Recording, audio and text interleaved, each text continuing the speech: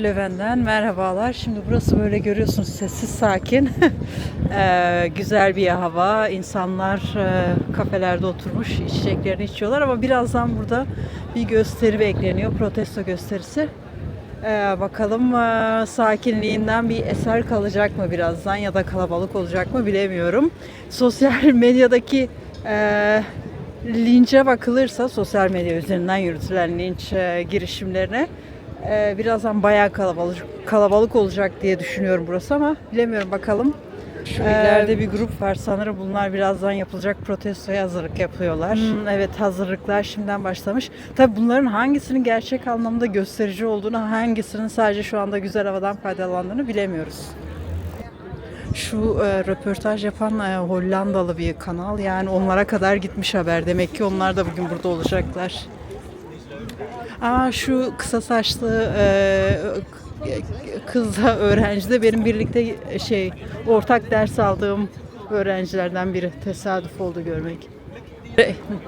Bazılarınız şu anda merak ediyor olabilir acaba ne gösterisi, neyi protesto edecekler diye onu da açıklayacağım. Geliyor. Evet şu anda burası gerçek anlamda fırtına öncesi sessizlik yaşıyor olabilir. Gerçekten muazzam bir hava var tam böyle bahar havası. Gördüğüm kadarıyla şu ileride yavaştan böyle bir toplanmaya başladı göstericiler, eylemciler. Oraya yaklaşırken ve burası henüz çok kalabalıklaşmamışken hemen anlatayım size. Şimdi 2 gün önceydi sanırım ya da dün de tam hatırlamıyorum. Bugünlerde bir haber çıktı. İşte öğrencilerden biri başka bir öğrenciye tecavüz ediyor. Bunlar iki arkadaşlar sanırım böyle çıkıp içip zıvanadan çıktıkları bir gece, tam detaylarına hakim değilim. Öğrencilerden erkek olana kız olanına tecavüz ediyor. Bakın şöyle göstereyim. Yeter artık falan diye yazmışlar. Yeter artık yeter. Şöyle şuraya da göstereyim. Şu bir tane sanırım öğrenci organizasyonu. Evet şöyle. Velhasıl işte şimdi olay mahkemelik oluyor ve mahkeme tecavüz eden öğrenci ya olayın tecavüz olduğuna kanaat getiriyor. Karar yani şey değil. Ortada hani ne derler? Şu an bu kalabalıkta konuşamıyorum.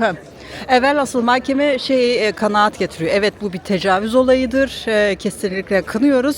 Ancak öğrenci işte bizim üniversitenin hastanesinin öğrencilerinden jinekoloji öğrencilerinden sanırım spesyalizasyonunu yapıyor. İyi bir öğrenci falan ve ne derler de göstermiş hani pişmanlık falan göstermiş olaydan pişman olduğunu belirtmiş. Mahkeme de burada obscurting diye bir şey var. Yani seni suçlu bulduğu halde sana ceza vermeyebiliyor. Yani diyor ki hadi bak bu da sana ders olsun.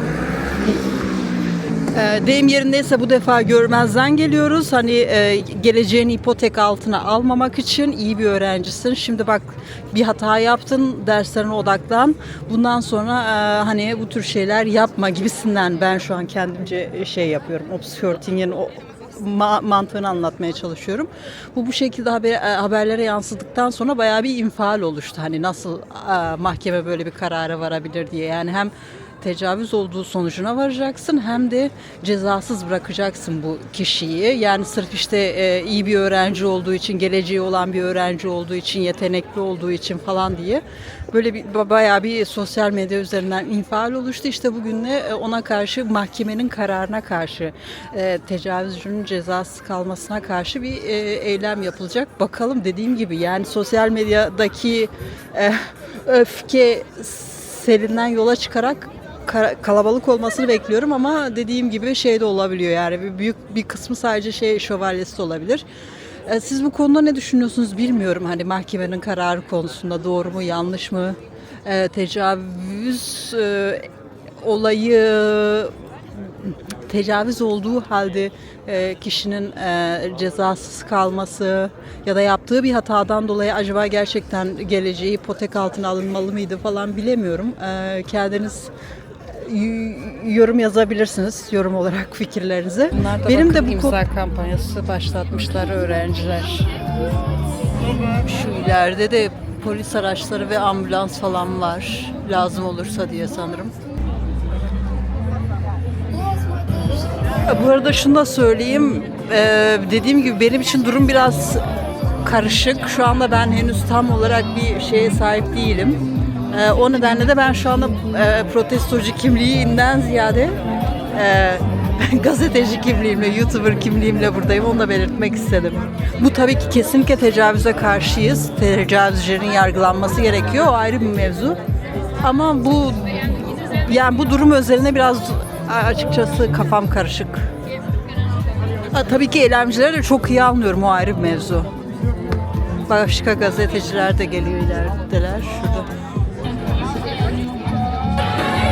No means no. Hayır hayırdır.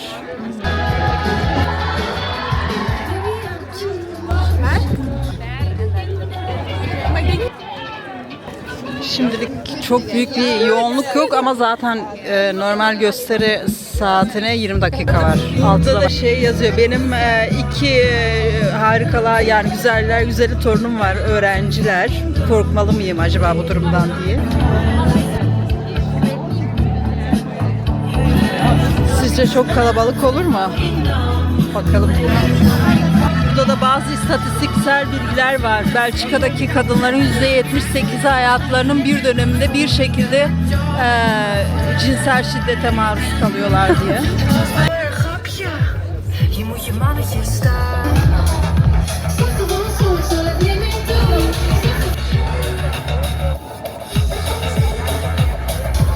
Bakalım merakla bekliyoruz ne kadar yoğun olacak diye.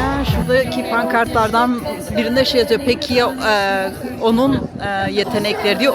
Onun derken kız öğrenciden bahsediliyor. Çünkü erkek öğrenciye ilişkin şey denilmişti. İşte çok yetenekli bir öğrenci olduğu için hani suçlu olmasına rağmen bir defaya mahsus ceza verilmeyecek tarzında bir motivasyonu vardı mahkemenin. Şu anda ben bazı şeyleri Türkçe'ye çevirmeye çalışıyorum. Tam böyle oturmuyor. O yüzden devrik cümleler olabilir. Tabii tecavüzün zaten başlı başına çok hani ciddi bir suç olmasının yanı sıra bir de bahsi geçen kişinin jinekoloji öğrencisi olması bayağı bir tepkiye ulaştı. Hani bu insan sonuçta profesyonel hayatında sürekli kadın vücuduyla iç içe olacak. Bir tecavüzcünün bu mesleği yapması doğru mu diye. Ve bayağı bir tepki var. Tabii tepki toplayan diğer mevzulardan biri de mesela tecavüzcü eğer hani başka biri olsaydı böyle gelecek vaat eden bir öğrenci değil de mesela hani herhangi bir işçi olsaydı ne olurdu diye de bayağı tepki var. Hani o zaman kişinin mesleğine, sınıfına, maddi durumuna göre mi ceza veriliyor ya da verilme geçen şu pankarttan dolayı başı çekenlerden biri gibi görünüyor. Sorun değil, sonuç itibariyle tecavüzün her türlüsüne karşıyız tabii ki. Benim sadece kararsız kaldığım nokta ceza mevzusu konusu. Bir kız da gelmiş. Evet, bayağı bir yoğunlaşmaya başladı. Meydan bayağı doldu. Tıklım tıklım değil ama dolu. Bayağı bir basın ilgisi var. Çünkü yani 2 gündür sanırım bayağı bir infial oluştu yani sosyal medya üzerinden. Biraz konumu değiştirdim çünkü orada tam pankartın dibinde duruyordum. Bayağı da basın ilgisi var oraya haliyle. Sessizlik oluştu yani müzik sesi falan kesildi. Sanırım konuşma başlayacak.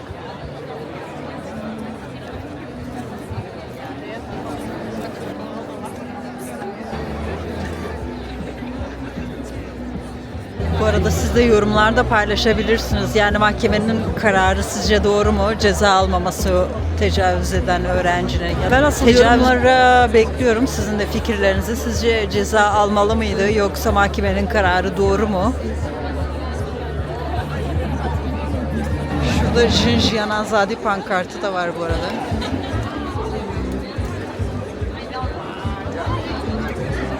Görünüyor mu? Görünüyor mu bilmiyorum. Göstermeye çalışıyorum ama. Bilmeyenler için yani birçoğunuz biliyorsunuzdur diye tahmin ediyorum ama yine de Jinjiyan Azadi yani kadın hayat ve özgürlük anlamına geliyor. O bayağı bir yoğunlaştı ve benim sayabildiğim kadarıyla en az 4-5 televizyon kanalı var şu anda burada. Bayağı bir basın ilgisi var. Onun dışında benim gibi böyle çekim yapan YouTuber'lardan bahsetmiyorum bile. Bu arkadakiler sadece seyirci değilmiş, onlar da gösterici. Ellerinde pankartlar var çünkü.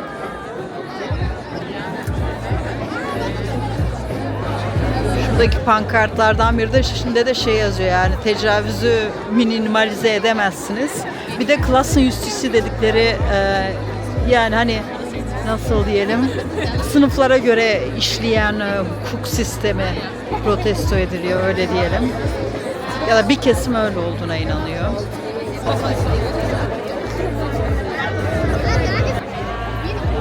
Şu anda ben bütün kameralara yakalanma pahasına bu şeye çıktım, yükseğe size çekim yapmak için. Bakalım. Sanırım şimdi konuşma olacak. Şöyle indiler aşağı. Sanırım konuşma başlıyor, bu öğrenci grubu. Onlar konuşacaklar. Evet, şu benim ortak ders aldığım öğrencilerden biri dediğim gibi.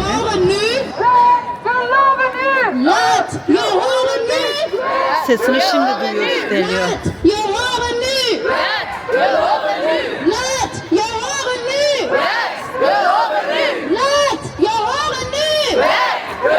Sesini şimdi duyuyor deniyor.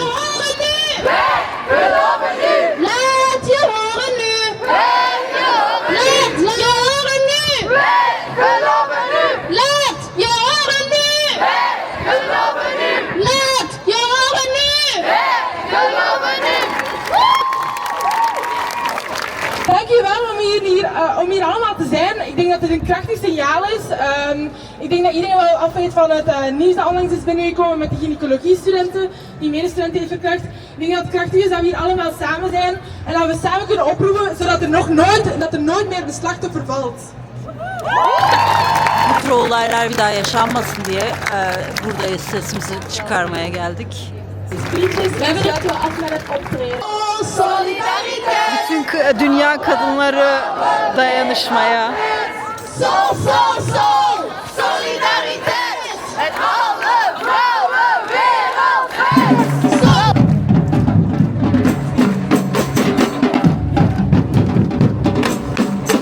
Buradan copyright yemem herhalde.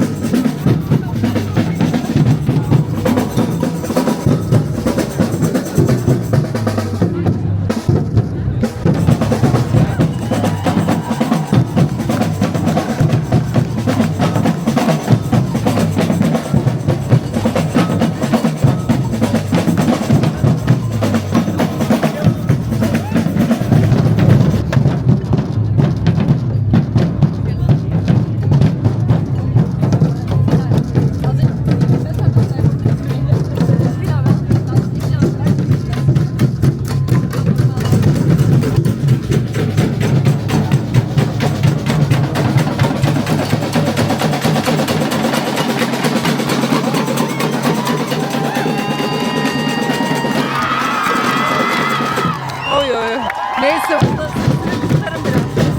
Hallo allemaal.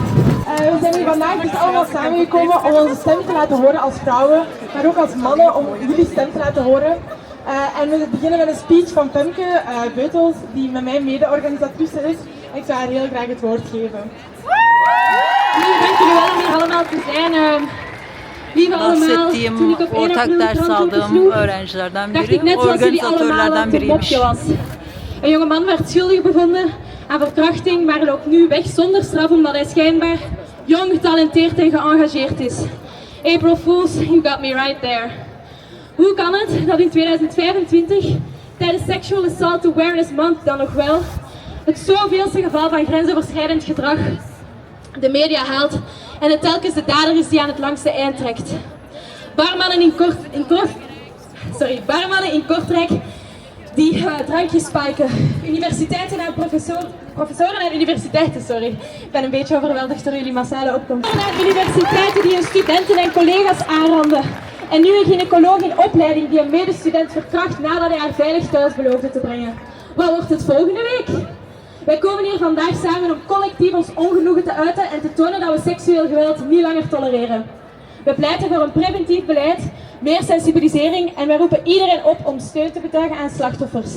Man, vrouw, non-binair, transgender, maakt allemaal niet uit. Iedereen kan slachtoffer van seksueel geweld worden. Vandaag denk ik aan al deze personen. Aan vrienden, aan ouders, aan grootouders, aan personen met een beperking. Mensen in België, maar ook mensen in Palestina, in Congo, in Sudan. Wanneer gaat de samenleving ons eindelijk serieus nemen? Wanneer keert het debat eindelijk van vragen naar: heb je je wel echt verzet? Of had je niet beter toch een glaasje minder gedronken? Dan was het misschien allemaal niet gebeurd. Naar een debat waarin daders geconfronteerd worden en verantwoordelijken gehouden worden voor hun daden. En bovendien een debat waarin privileges kritisch in vraag worden gesteld en slachtoffers meer ondersteuning krijgen. Misschien moeten we ook eens aan de toekomst van slachtoffers beginnen denken. Want misschien had je het nog niet gezien, maar ook zij zijn vaak jong en getalenteerd. Verdienen zij dan geen erkenning van wat hun is aangedaan? Niemand heeft gelijke rechten tot iedereen gelijke rechten heeft. No one is free until everyone is free. Als ervaringsdeskundige ben ik het beu om iedereen ervan te moeten blijven overtuigen dat vrouwen ook in feite levende wezens zijn.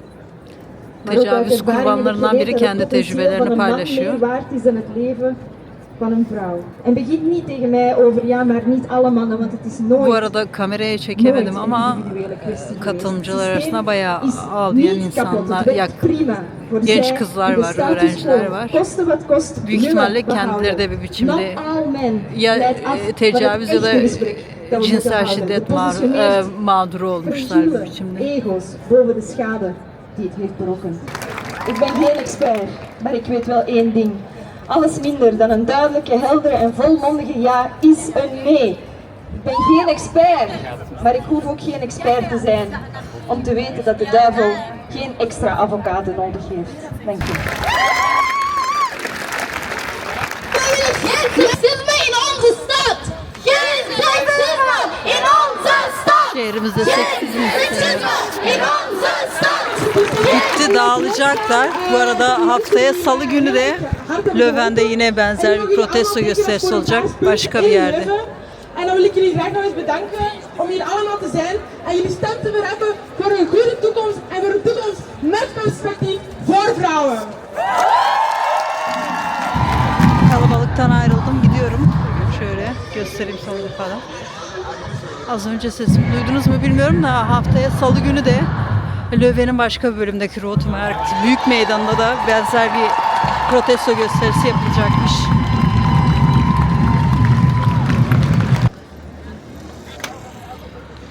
Öyle.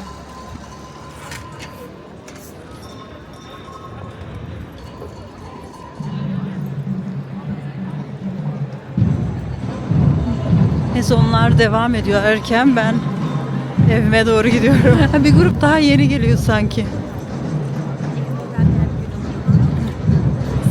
Bir sonraki videoda görüşmek üzere. Bay bay.